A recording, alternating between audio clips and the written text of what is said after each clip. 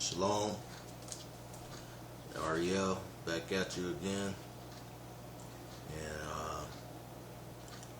all praises to the Most High, Yahweh Bahashem, Yahweh Shai, and double honors to all the elders in every camp that's in this troop.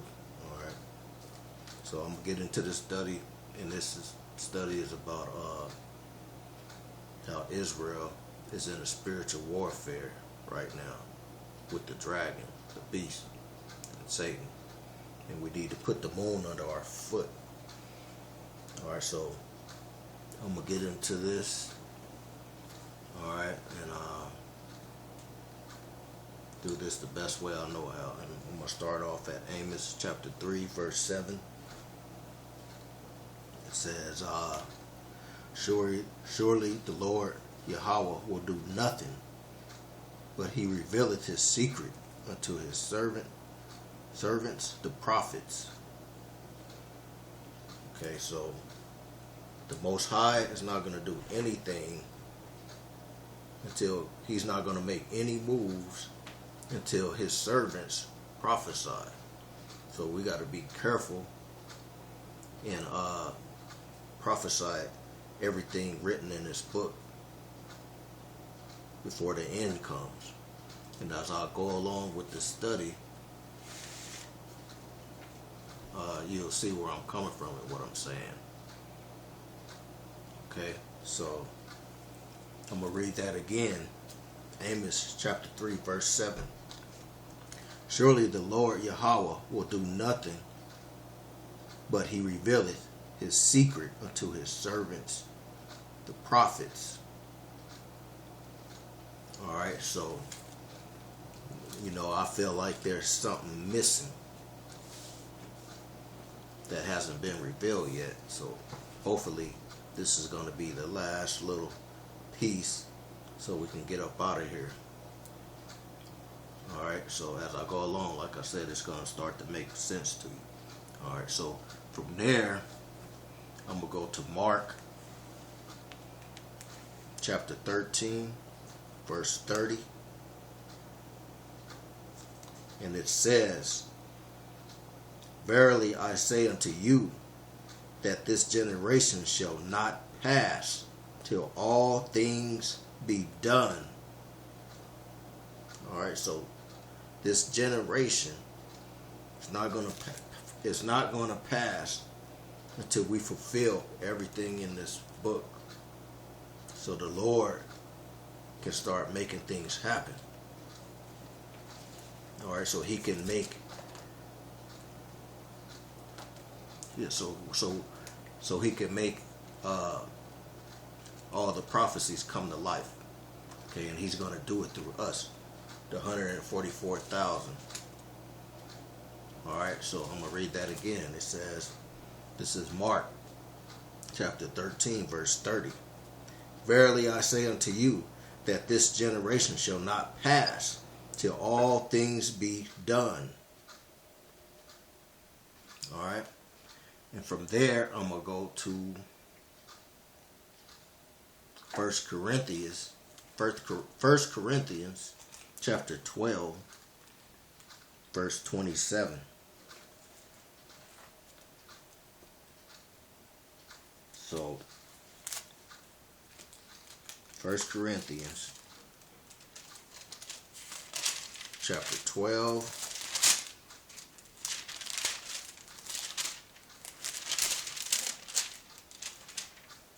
verse 27. It says, Now ye are the body of Christ, and members in particular.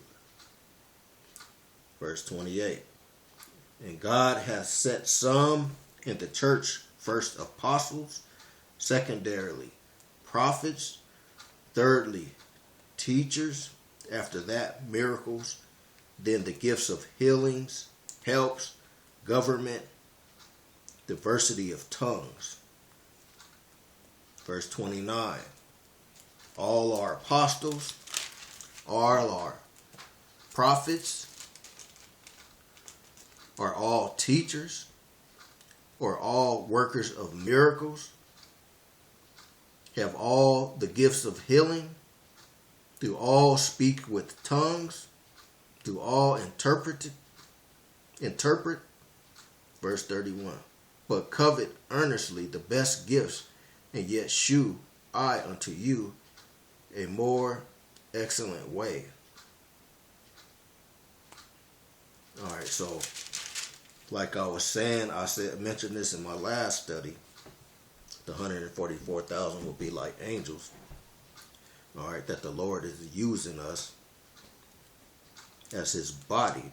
Yahweh Shai is using us as his body, and all have different gifts and speak in different. It mentions diversity of tongues. Okay, so yeah, and I another thing I want to bring to your attention is the diversity of tongues, speaking in the different languages, such as Israel united in Christ. You know, it's a lot of brothers in the group. They speak different languages. They speak Spanish. They speak Hebrew. Okay, they speak other languages. The brothers from GMS, they speak different languages. They speak French. Okay, they speak Hebrew. All right, so the Lord is using these different camps for different things. Okay, everything is falling in place. All right, there ain't no mistakes made. The Lord, the Most High, knows what he's doing. He's using all of us, okay, as the members of his body. All right, so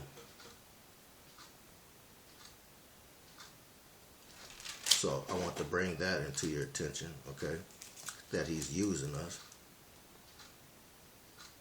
Okay, so I'm gonna go to chapter 13 to 1 Corinthians chapter 13, verse 1.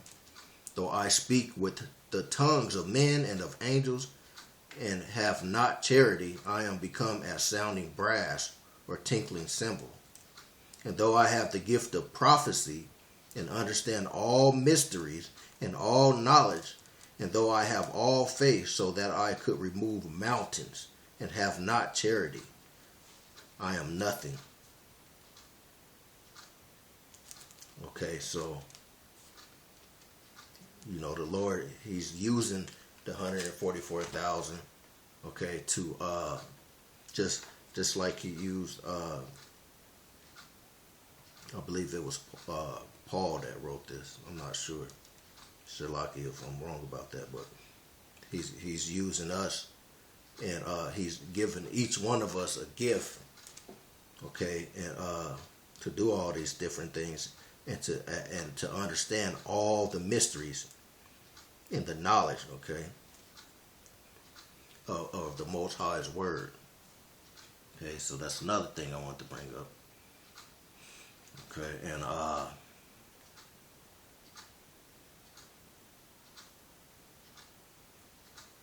okay, from there I'm gonna go to 1 Corinthians chapter 11, verse 27. It says, Wherefore whosoever shall eat this bread and drink this cup of the Lord unworthily shall be guilty of the body and blood of the Lord.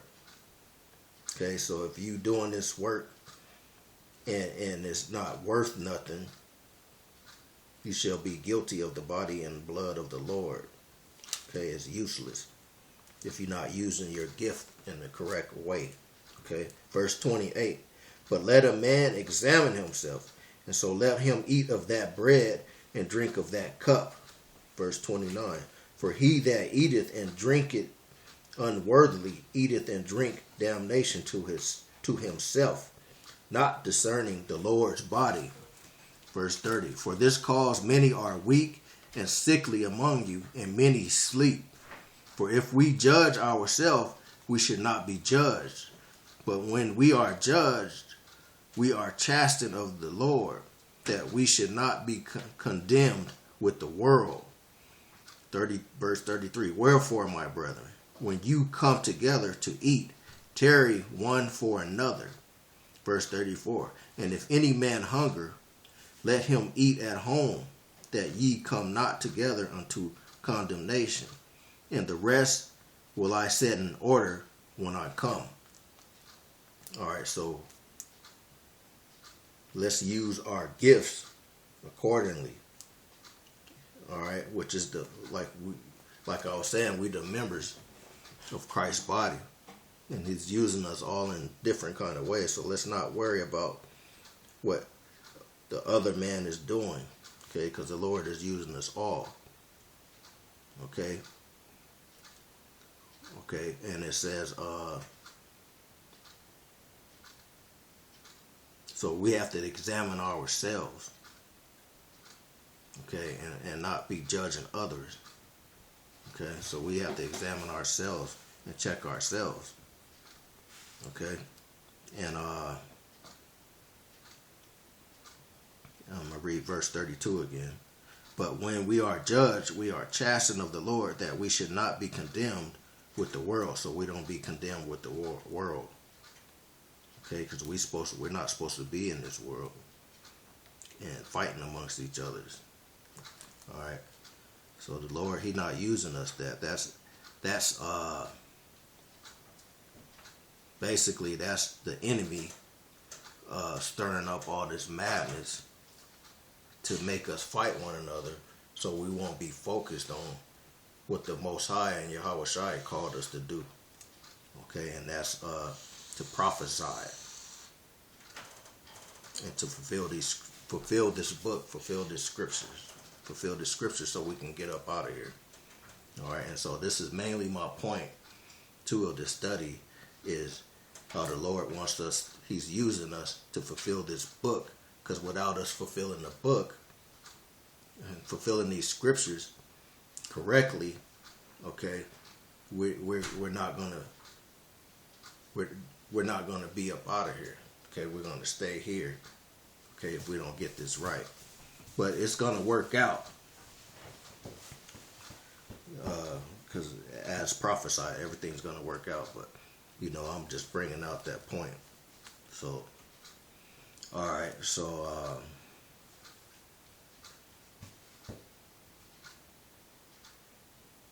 yeah, like Yahweh Shai is saying, He's gonna put the rest in order when He comes. Okay, so we ain't to be worrying about this brother's going off. Of course, things ain't gonna be perfect, because Satan, the Most High, and Yahweh Shai, or the Most High hasn't taken away Satan's power. He still have power, okay, and he's still a deceiver, all the way to the end, okay. And us coming together as a nation, he's gonna go hard in the end on us, and he's gonna cause us to lose. He's gonna try to cause us to lose focus. All right. And how he's going to do that is making us go against each other. Okay, we all Israel. Okay, and we're supposed to be in one mind and on one accord. Okay, and of course that ain't going to happen with Satan still here. Okay, it ain't going to happen. All right, so things aren't going to be perfect. Okay, every camp is going to go off here and there, all of them. Okay, just like I'm gonna give another example, a basketball game. When towards the end of the game, before the end of the game, before that buzzer sound off, the last minute or what have you, it get crazy at the end of the game. There's pushing, fouling, all kind of chaos and madness going on, and that's exactly how it's going to be before we get our kingdom, because we in the spiritual battle, okay, with Satan and the beast, the dragon, okay, what have you, with Esau, all that, okay, we're in the spiritual. This is a spiritual warfare. All right, so right now, while we sitting here arguing about who got the truth and all this, and who's going off and this and that, Satan, he's Satan, he's coming in between us and causing us to lose focus on what the Most High and Yahweh Shai is using us for. Okay, so he could buy more time, if that makes sense to you. All right, so let me see. From there, I'm gonna go to Matthew chapter 24 and 29.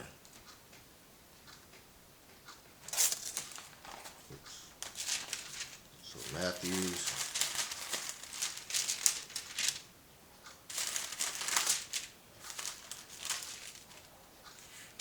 chapter 24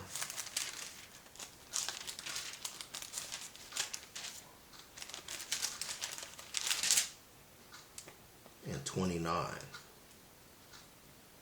Okay, and where I'm going with this is how it talks about the tribulation. Immediately after tribulation of those days, it says about the sun darkening and the moon shall not give her light. Okay, so a lot of us, or a lot of the camps, they teach that this is going to be caused by a nuclear missile, or the World War III and a nuclear missile, or the nukes that's supposed to hit Babylon. Okay, but it's not talking about that. It's talking about an eclipse, a lunar eclipse. Okay, and I'm gonna prove that. Okay, and this is where we going off at. Okay, because if we don't fulfill this, if we don't say this, how is the Lord to make this happen? How is He to make this prophecy come to life if we saying that it's going to be a nuclear holocaust or what have you? All right, so it's not talking about that. It's talking about a lunar eclipse that's going to happen, and I'm going to prove that. But first, let's read this. Matthew chapter 24, verse 29, it says, "Immediately after tribulation of those days shall the sun be darkened, and the moon shall not give her light, and the stars shall fall from heaven, and the powers of heaven shall be shaken." All right, verse 30. "And then shall appear the sign of the Son of Man in heaven. And then shall all the tribes of the earth mourn, and they shall see the Son of Man coming in the clouds of heaven with power and great glory." Verse 31. "And he shall send his angels with a great sound of a trumpet, and they shall gather together his elect from the four winds, from one end of heaven to the other." Okay, so it says immediately after the tribulation of those days that the sun's going to be darkened and the moon is not going to give its light. Okay, so I'm going to go to the the Compact Bible Dictionary. Okay, Zondervan Compact Bible Dictionary. And I'm going to go to the word tribulation. Okay, tribulation doesn't, as far as this, okay, the Zondervan Bible Dictionary, doesn't necessarily mean that it's talking about the Great Tribulation. Okay, and so I'm going to prove that real quick for you. Okay, by looking up this word tribulation. Okay, and I'm not trying to prove nobody wrong. I'm not trying to cut anybody. Okay, I'm just trying to break this down right so we can get up out of here, because I know that this may be the missing link, all right, of the Most High revealing, this last thing that He wants to reveal to make happen, okay, before that great and terrible day. Because remember, He said in Amos chapter 3, verse 7, He don't do nothing without revealing it to His servants, the prophets. And like I was saying, it's gonna make sense to you as I go along with this study. Okay, so tribulation, great tribulation. Okay, it says trouble of a general sort. All right. Or sometimes this suffering is just a natural part of one's life. Okay. While at other time it is looked upon as a definite punishment or chastening from the Lord for misbehavior. The Great Tribulation is a definite period of suffering sent from Yahweh upon the earth at the end. This period of suffering will be unlike any other period in the past or future. Okay, so this tribulation that it's talking about in Matthew, when it says immediately after the tribulation, it's talking about a general sort. Okay, it could be an earthquake. All right, and many people dying. That's a general sort right there too. That's an example of a general sort, and that's most likely what's going to happen, and what's going to kick off New World Order. All right, and they plan, okay, to bring in the Great Tribulation. So the tribulation and the Great Tribulation is two different things. Okay, and I'm gonna prove that. All right, so from there I'm gonna go to Joel chapter 2 and verse 31. Okay, so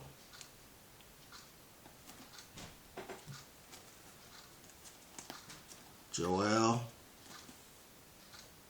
chapter 2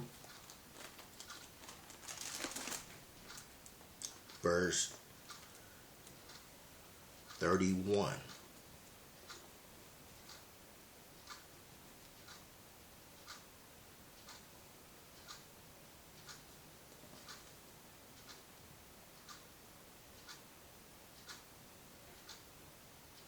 Hold on, bear with me for a minute here.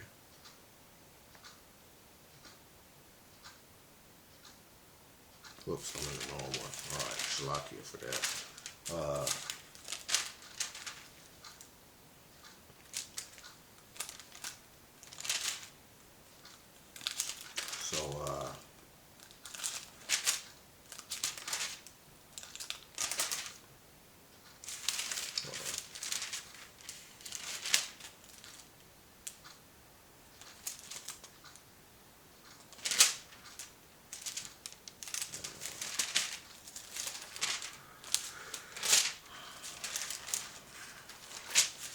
Here we go. Joel chapter 2 verse 31. It says, the sun shall be turned into darkness, and the moon into blood, before the great and terrible day of the Lord. Okay? So it says, I'm going to read it again. It says, the sun shall be turned into darkness, and the moon into blood, before the great and terrible day of the Lord. Okay, so it's going to happen. The great tribulation is going to happen before the great and terrible day of the Lord. Okay? Not after. Before. Okay, now, like I was saying in what I just read in Matthew's chapter 24, verse 29, it said immediately after the tribulation. Okay, so it's not talking about the Great Tribulation. So you may ask, okay, well, what's going to happen? What's the tribulation then? Before the Great Tribulation, because it got to be some kind of trouble, right? So from there, I'm going to go to Revelation.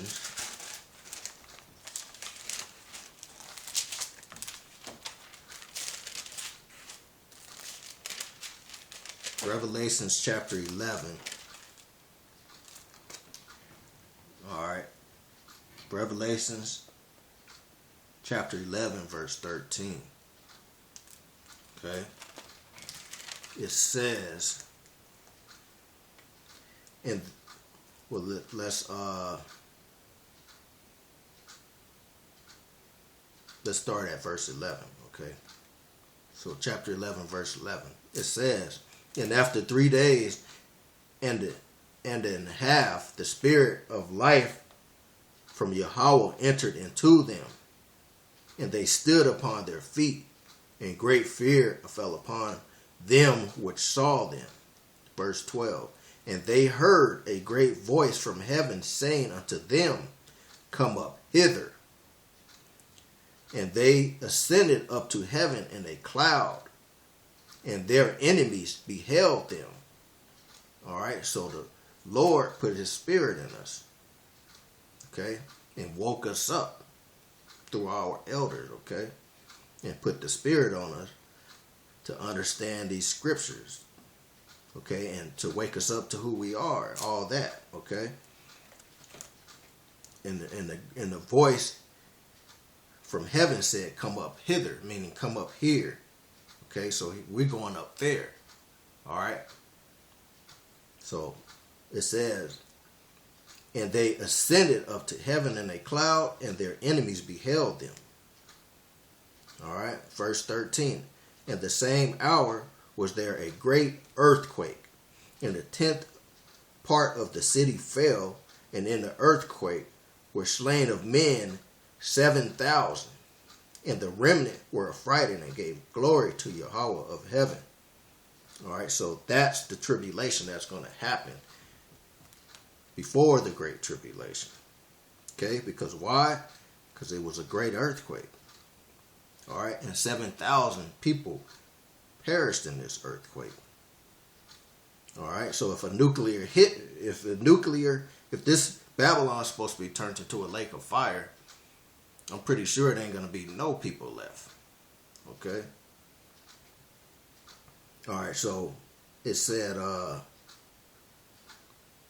so in the earthquake was slain the men, the 7,000, okay, in the great city, okay, or in the part of the city, which is talking about Babylon.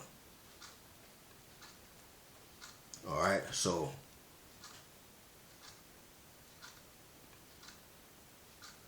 okay, so that was okay. Now from there,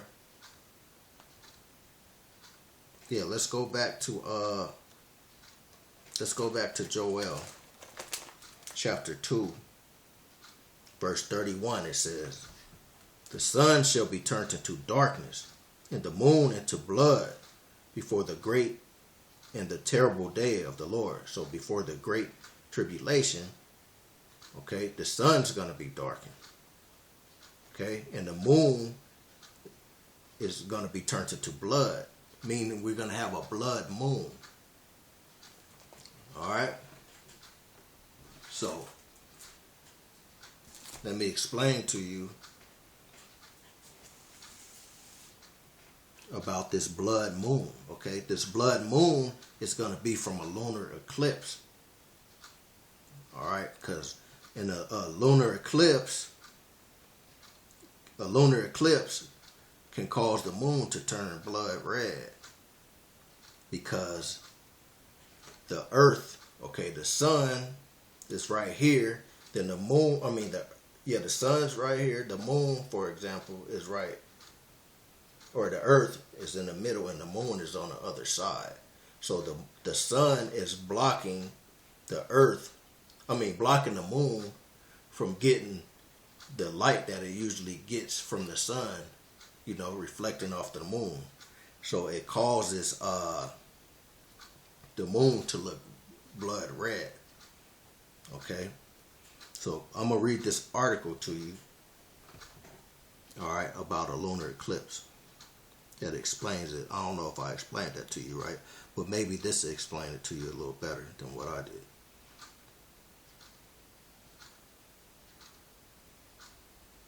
All right, so bear with me for a second.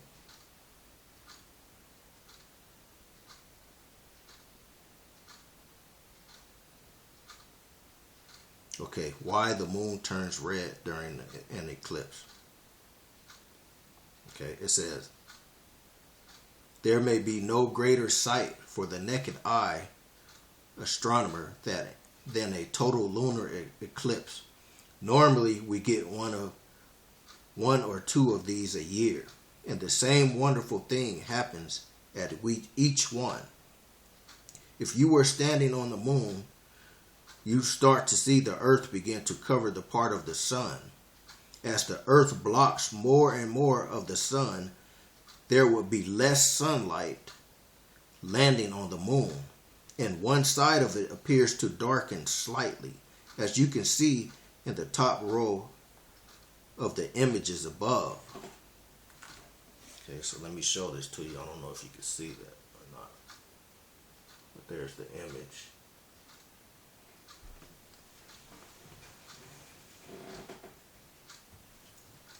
Right there. Okay,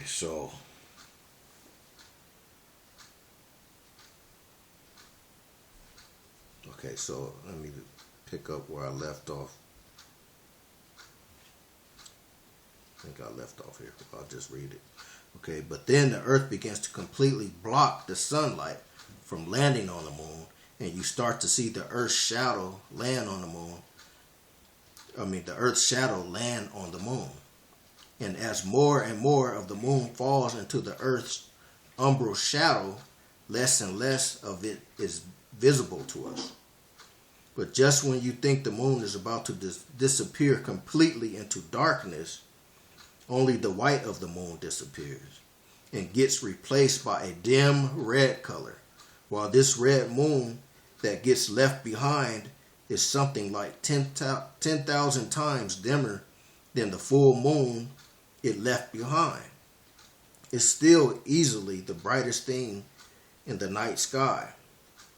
After all, if the earth is completely blocking the sunlight, you'd expect the moon to go completely dark. And honestly, if the earth were more like Mercury, the moon would go completely dark during a lunar eclipse. But the earth has something extra that makes the moon light up during an eclipse. The atmosphere, as photographed by the space shuttle Atlantis from the International Space Station, the Earth's atmosphere glows as a pale blue color when the sun shines directly on it. But the moon doesn't turn blue, it turns red. Alright, so here's another image.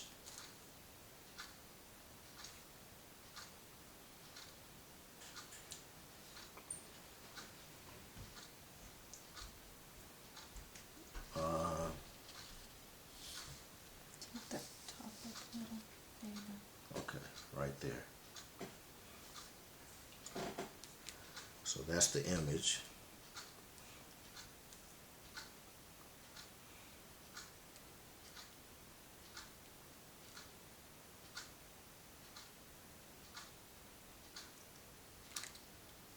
Okay, all right, so then it says, looking at the edge of the earth before the sun comes up helps us with a part of the answer. The part of the atmosphere that experiences day shines blue, but the part that experiences a sunset or sunrise glows red, as anyone who's seen one knows. All right, so I'm going to stop right there, so I'm sure you get my point of what I'm saying. All right, so just like it says right here in Joel, chapter 2, verse 31. It says, the sun shall be turned into darkness, and the moon into blood before the great and terrible day of the Lord. All right, so if the sun's darkened, then if the sun's is turned to darkness, the moon can't get its light. Okay, because it's a lunar. It's talking about a lunar eclipse. Because why would the moon be turned blood red? Okay, only a lunar eclipse is gonna make that happen, not a nuclear fallout. Okay, because the nuclear fallout is going to block the moon also. You ain't going to see a blood red moon. You ain't going to see nothing. You know, the sky's going to roll up. Okay, all the dust is going to go into the atmosphere. So it's not talking about that. It's talking about a lunar eclipse. All right. So from there, I'm going to go to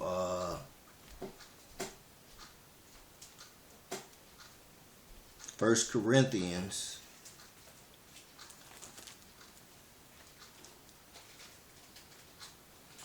1 Corinthians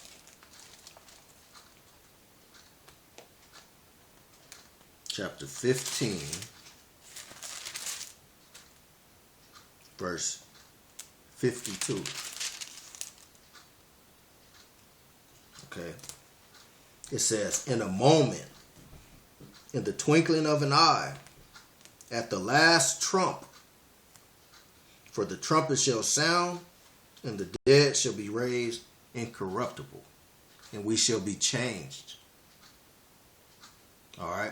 Verse 53.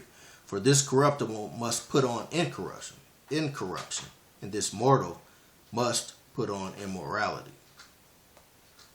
Okay. All right. So it says at the last trump. Okay. So what's the last trump? It's the seventh trumpet in Revelations. All right. So let's go to Revelations chapter 10. Chapter 10, verse 7.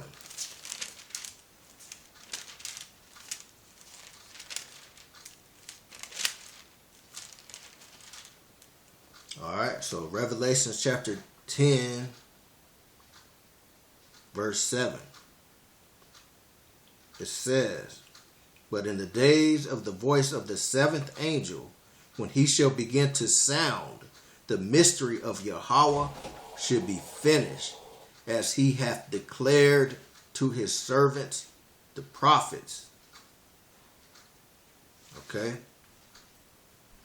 So, like I was saying, back when I was reading Amos chapter 3 and verse 7, the Lord ain't going to do nothing.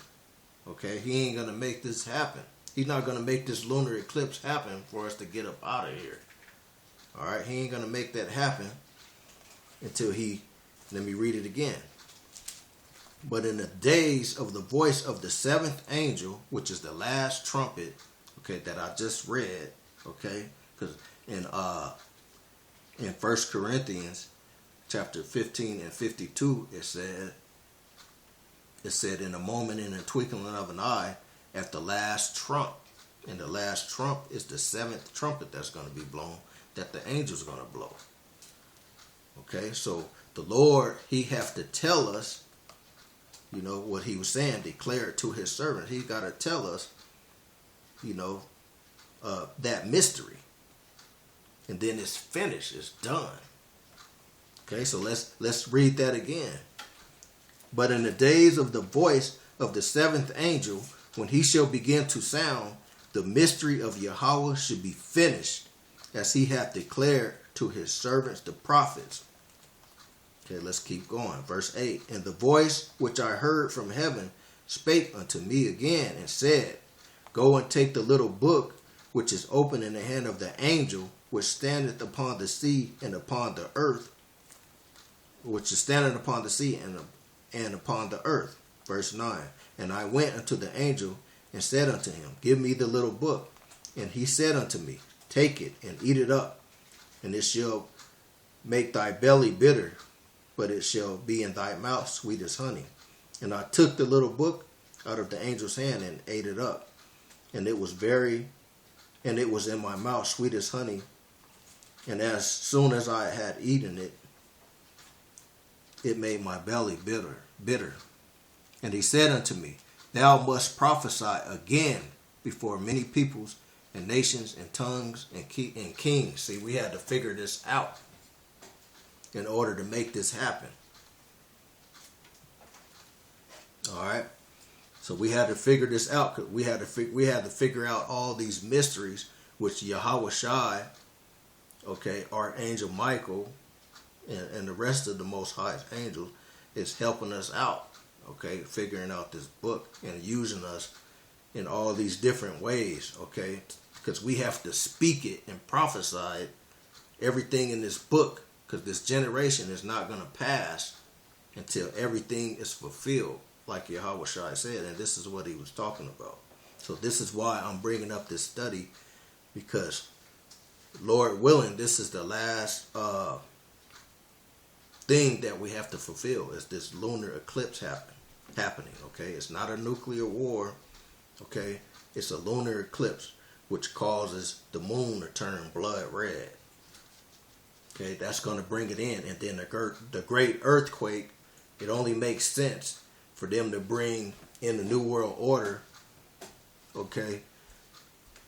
It only makes sense that they bring in a New World Order with a big earthquake or some kind of natural disaster, some kind of event. You see what I'm saying? It only makes sense because, for an example, Hurricane Katrina, when that happened, you know, they brought in a martial law, okay, and was controlling the area, okay, and they put all the people in a football stadium, okay, and that's what they're gonna do when this great earthquake is gonna happen. Is they're gonna use that. It's going to be perfect timing, because it's all part of the Most High's plan, okay, to bring in this New World Order with this event, okay, this tribulation that's going to happen with this earthquake. And I'm not sure if it's going to be man-made, or either way it goes, the Most High is making it happen. It's all a part of his plan, okay. And with that, they're going to put people in FEMA camps. All right, they're going to bring in the chip. They're going to do all this. This is going to be the perfect opportunity for them to bring in a New World Order plan, all right, and to make, to fulfill this prophecy, all right. Okay, so that was my point. And another example is, I think it was the Hurricane Sandy, okay, when the mayor, I forget his name, was telling people that if they started looting and stealing stuff out of the stores, that he was going to put them in a FEMA camp for 6 months. Okay, for the minimum of 6 months, he was going to put people in FEMA camp. And the news reporter asked him, told him, you know, isn't that a violation of our rights in the Fifth Amendment? And he said, no. Under the Obama administration, we can do this. And Hurricane Sandy is the perfect event to happen for us to put you in FEMA camps. All right, so you know, that's just another example, and you can research that and find out the truth for yourself on that. All right, so I just want to use an example. It's going to be this big earthquake that's going to happen, not a nuclear fallout. All right, because like I was saying, a nuclear fallout it's not going to make the moon turn red. And like I was saying in Joel 2:31, that proves it. Okay, that's going to be the great and terrible day. It's going to be a lunar eclipse, which is going to make the moon turn blood red. All right, so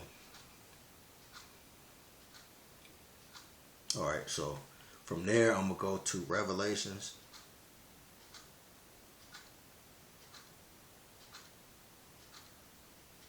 (14 and 4).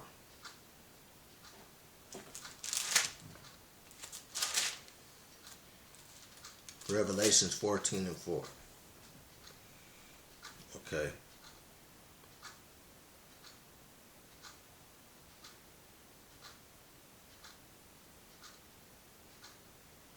Let's start at 14 and 1.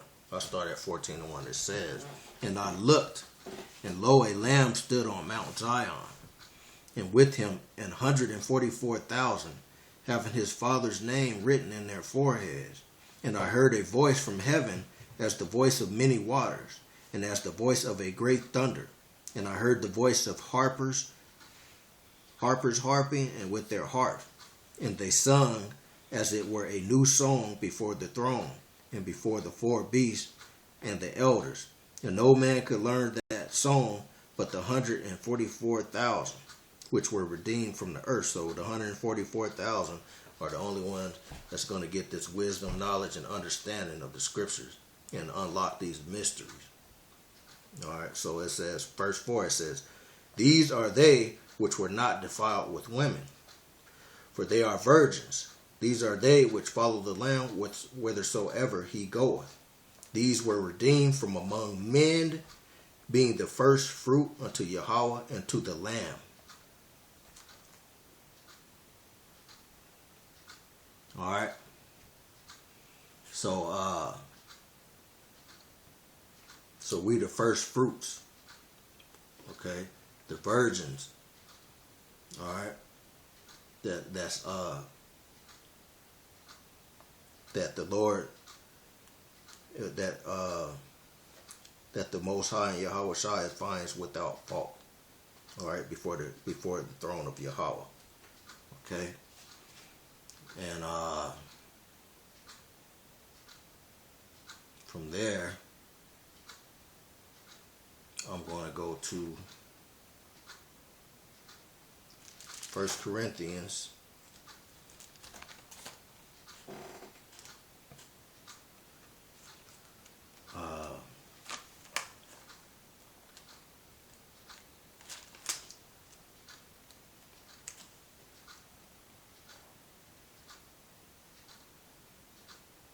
From there, I'm going to go to 1 Corinthians chapter 15, verse 22.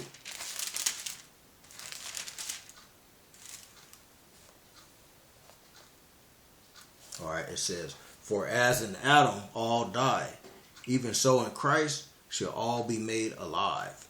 Verse 23, but every man in his own order, Christ the first fruits, afterward they that are Christ at his coming. Verse 24, then cometh the end, when he shall have delivered up the kingdom to Yahweh, even the Father, when he shall have put down all rule and all authority and power. Okay, verse 25, for he must reign till he hath put all enemies under his feet. Okay, so the Lord is going to put all his enemies under his feet. Okay, meaning Satan, his angels, the beast, NATO, he's going to put all that under his feet. But first, we got to fight the spiritual war. Okay, the spiritual wickedness are in high places. Okay, we got to fight that war first, because we have to fulfill everything that's written before this generation pass. We trying to make this generation pass, so we got to make sure everything is correct. Okay, and like I was saying, the Lord is using us, all of us, okay, which is his body. So it don't matter if these other camps, worrying about who's going off, this camp's going off. He all using us, and there's truth in every camp. The Lord is just using us to fulfill these scriptures. And we know Satan going to get in there and mix things up amongst us. All right, so he could keep us here, because that's his goal. What would you do? I mean, you'd be like, hey, if your time was up, you'd be like, hey, go on these camps and do whatever you can.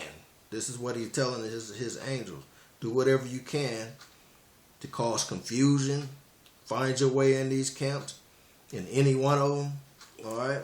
Any weak one, he'll find a weak one, whatever. Okay? Slither his way in there and cause confusion, whatever he can. Fighting amongst us, so we can't be focused on fulfilling the scriptures in this book, so we can get up out of here. He's trying to buy time. That's what he's doing. Okay, his time is almost up. Okay, so I'm gonna read that again. So Christ is the first fruit unto Yahweh and up under Christ is us. Okay, which he's going to use us, like I was saying, he's going to use us to bring in the end. Okay, because like it said in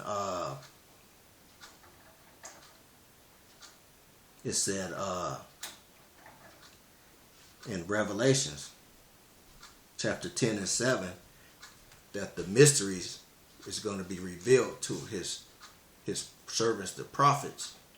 Okay, and that's going to be the seventh trumpet. That's when the seventh trumpet blows. Okay, and that's Revelations 10 and 7, which I read to you earlier. So nothing is to be done until the Lord reveals all mysteries to us. Okay, so we got to get this right. I ain't about cutting nobody with scriptures and none of that. All right, I'm trying to cut Satan, just like Yahushua did when he was in the wilderness, when he was fighting them, when he was cutting them with the scriptures. I'm doing the same thing, so our nation can be restored, and so we can get the kingdom, because we can't get the kingdom, all right, without quoting these scriptures right, everything. Okay, so like I was saying, Lord willing, this is the last missing link. This is the piece of the puzzle so we can get up out of here. Okay, so I'm going to read that again. It says, this is 1 Corinthians chapter 15, start at 23. It says, but every man in his own order. Okay, so everything's going to be in his own order. Okay, every man in his own order.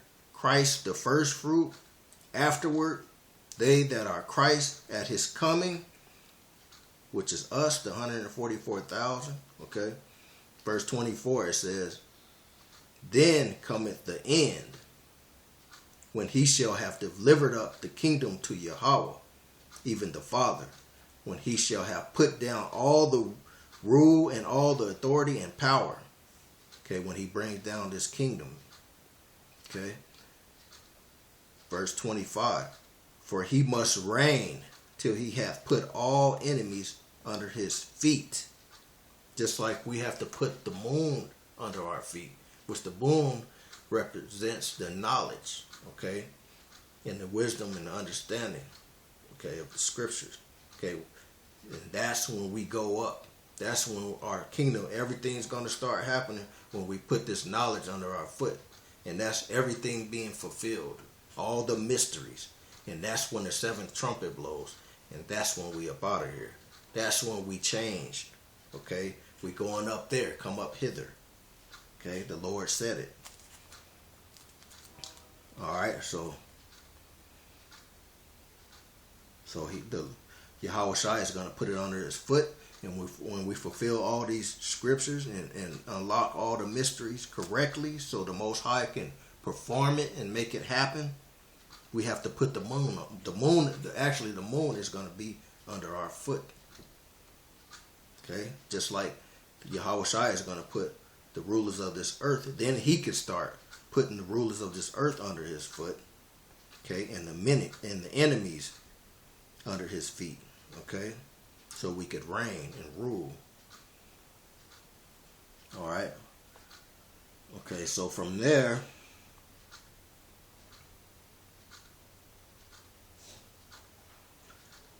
I'm gonna go to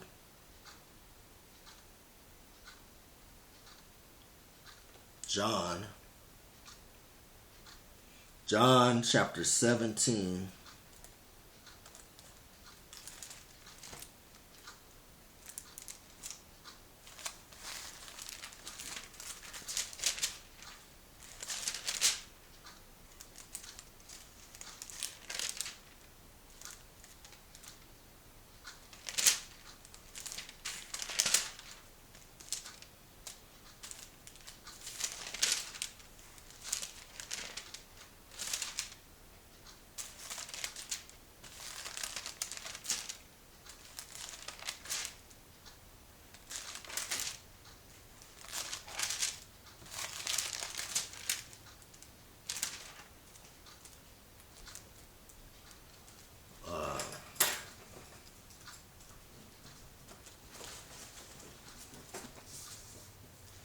bear with me for a minute. Yeah, from there, let me see.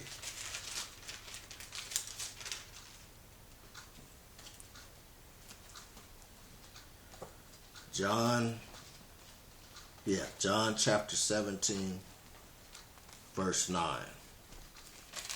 It says,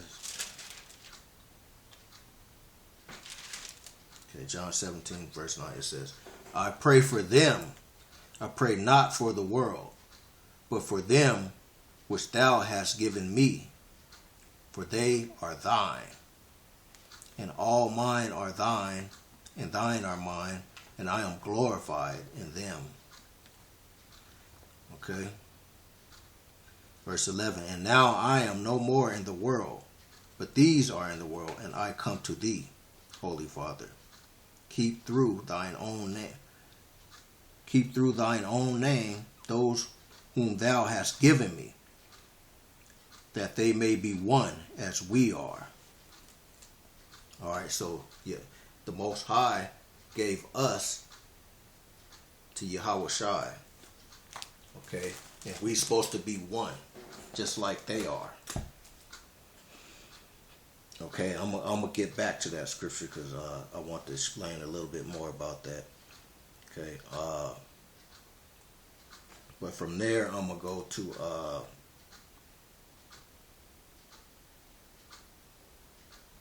Isaiah chapter 60 verse.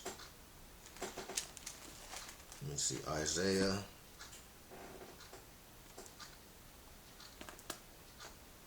chapter 60.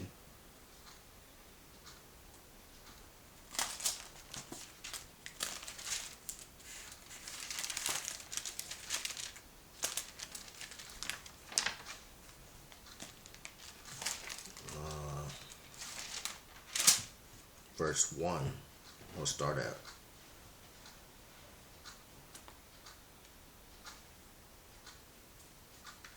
Isaiah chapter 60, verse 1 through 2.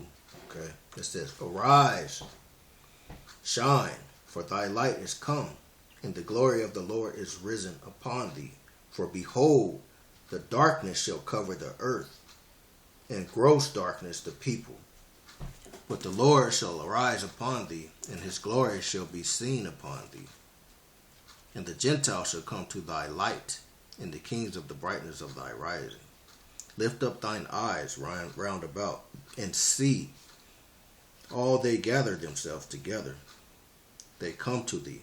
Thy son shall come from afar, and thy daughter shall be nursed at thy side. Okay, so the Lord is talking about the darkness. Again, he's talking about the darkness is going to cover the earth. Okay, so it's going to be total darkness, and it's not going to be from a nuclear fallout. Okay, it's going to be cosmic events. It's going to be things happening in the heaven, and one of them is going to be the lunar eclipse. Okay, and the blood moon. All right, so I just want to bring that out. Okay, and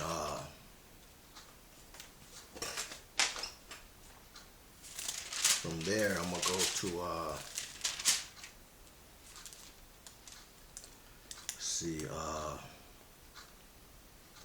Isaiah chapter 66, verse 5.